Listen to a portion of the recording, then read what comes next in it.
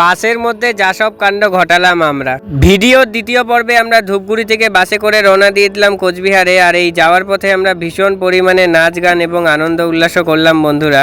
এরপর নাকি আমাদের রাক্ষসী সেনাদের খুব খিদে পেয়ে গিয়েছিল, তাই আমি আর দেবু মিলে তাড়াতাড়ি করে টিফিন বের করে ওদের টিফিন খেতে দেওয়া শুরু করে দিলাম।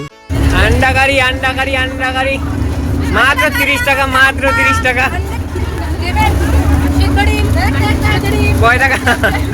এরপর আমাদের ফাজলামি করতে করতে টিফিন খাওয়া হয়ে যায়। আর আমাদের টিফিনে ছিল ডিম, কলা, কেক এবং একটি করে ফ্রুটি।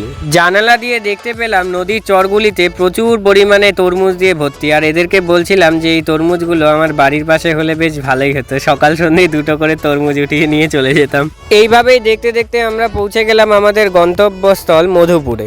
এই নিয়ে বাকি ভিডিও থাকছে পরের পর্বে। ততক্ষণের জন্য সাবস্ক্রাইব করে ফলো করে অবশ্যই পাশে থেকো গাইজ। Okay, by guys.